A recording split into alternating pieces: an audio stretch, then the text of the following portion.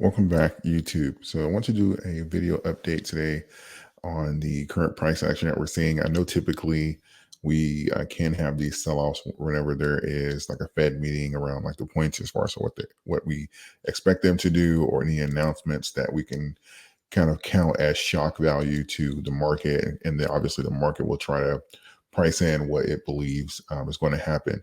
So we had Bitcoin sell off this morning, and then we see that a lot of the coins have kind of followed suit. Not anything major, but just definitely a sell off. And if you watch the community section or follow my X account, I named the three situations that this happened in. And that is, obviously, we can have a macro event, something like a Powell or interest rates, something on a macro scale that's not necessarily unrelated to crypto, but it has a trickle down effect.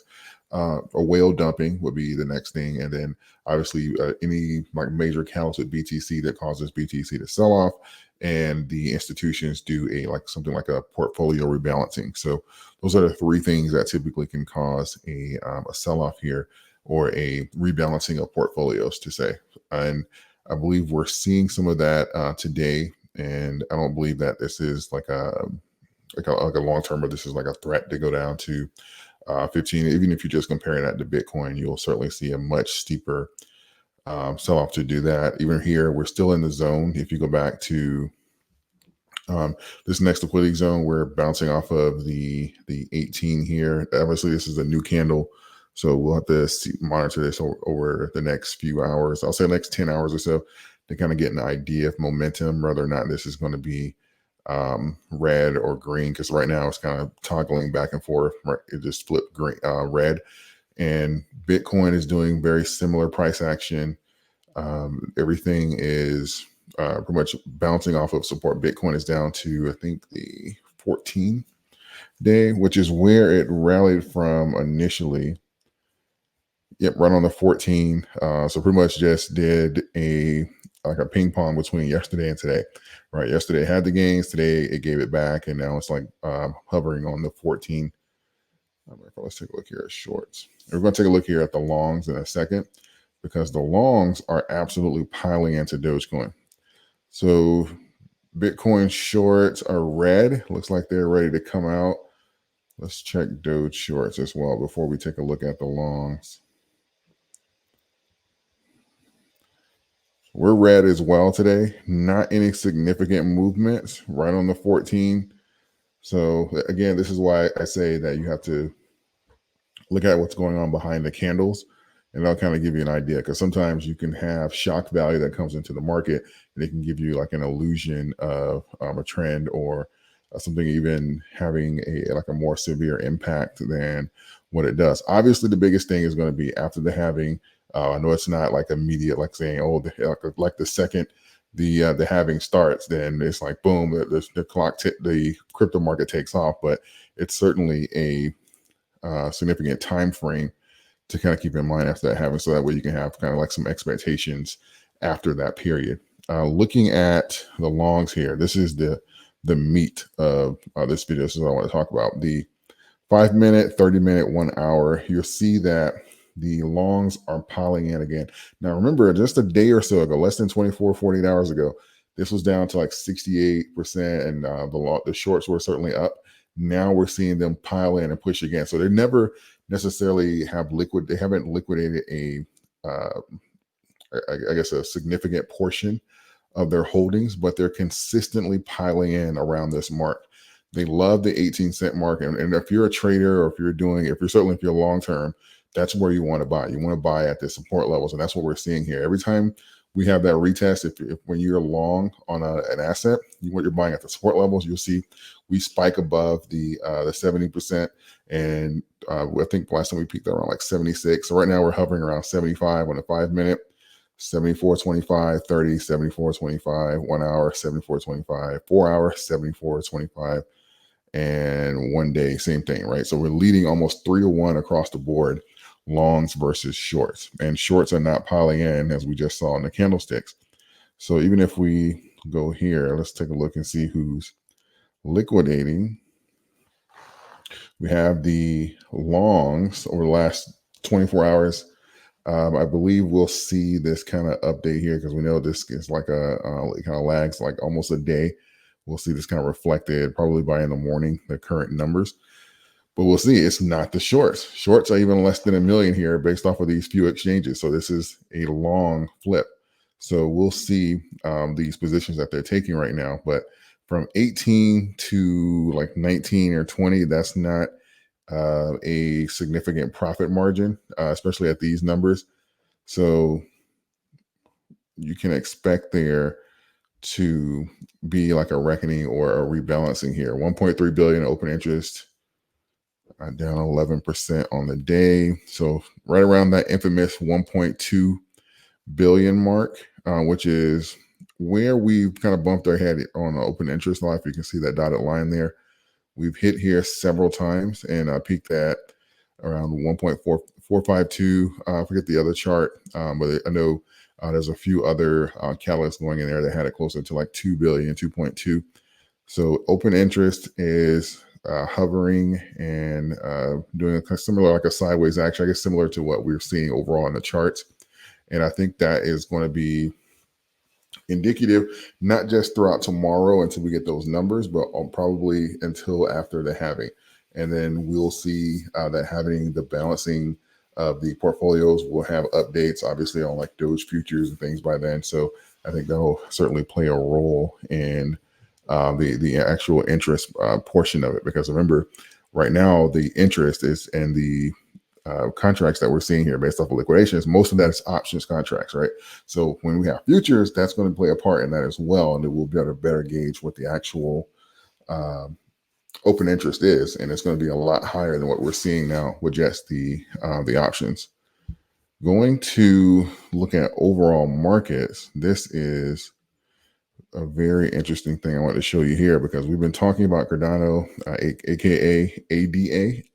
And one of the things I said is coming to pass is Cardano is now number 10. Toncoin has been pumping. And Cardano, as I was mentioning with that weakening trend, it's been fighting for its life. And Toncoin is now 3 billion above Cardano. Cardano is threatening to be out of the top 10. So it's only 3 billion separating Toncoin to the upside, but also 3 billion separating to the downside for Avalanche. So certainly something to kind of keep in mind here. That'll be a historic moment when Cardano falls out of the top 10. Doge, on the other hand, not significant, any significant spikes in volume. That's one of the reasons why I say you have to kind of keep in mind about the news when you're like buying news, selling it. You have to keep track of the overall volume that we're seeing. So right around like 2 billion, we're at 27 billion market cap.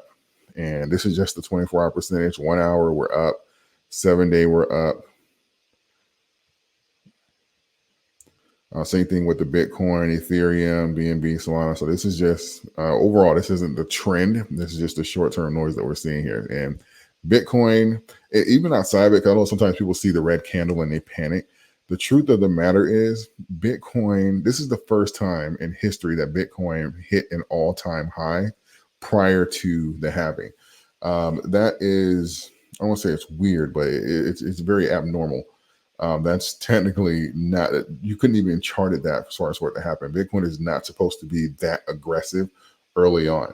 And I think that we have to kind of keep that in mind, that people have these expectations. Oh my God, why isn't it running yet? Yes, the trends are fine. The support areas, the supply and demand areas, all those areas are fine, but you have to kind of keep in mind that we are running early across the board. Even for Doge, you have to remember the last halving for Bitcoin was what, 2020. When did Doge peak? 2021.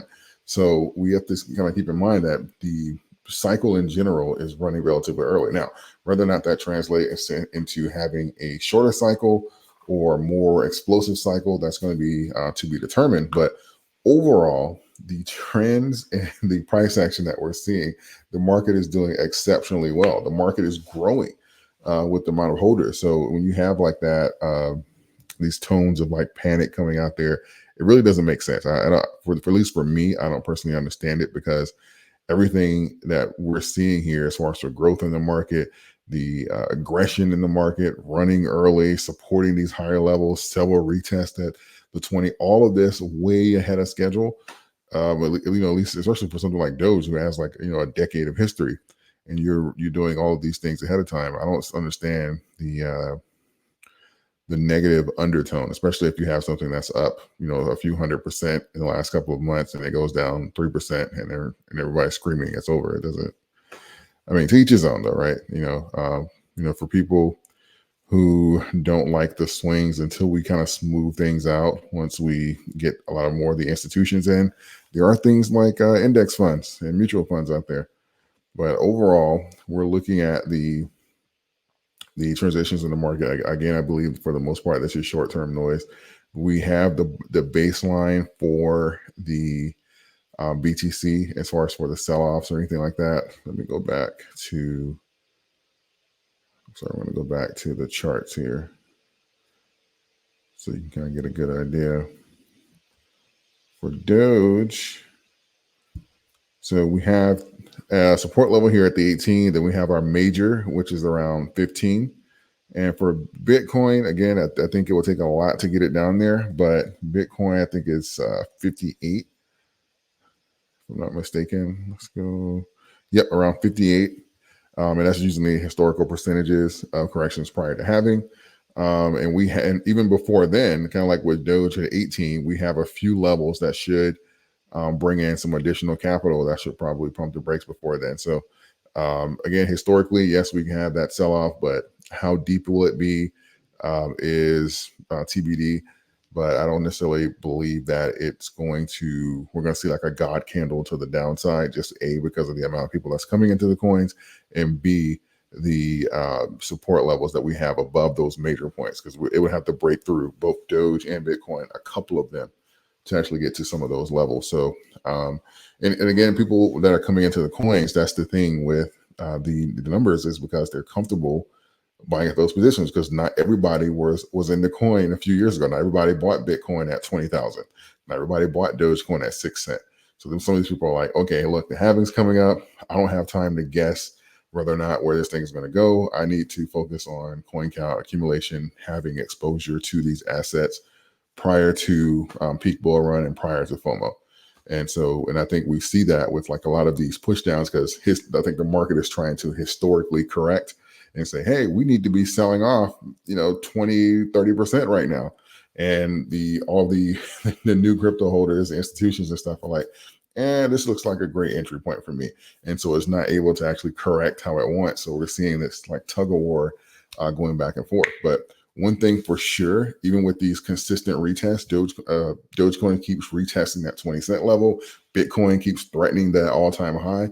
When this thing goes, it's really going to go. You can see the market just kind of keep bumping its head. I use the analogy in my community section and on X. I was saying that it's kind of like you keep knocking on the door until you get fed up, and then eventually you kick it in.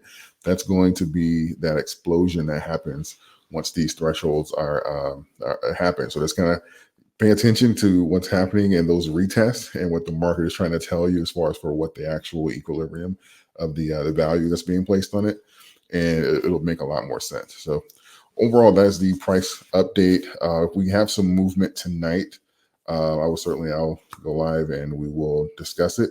But that's overall what I believe is happening right now. And we'll obviously see what happens tomorrow with the Fed news, and we'll see how the market begins to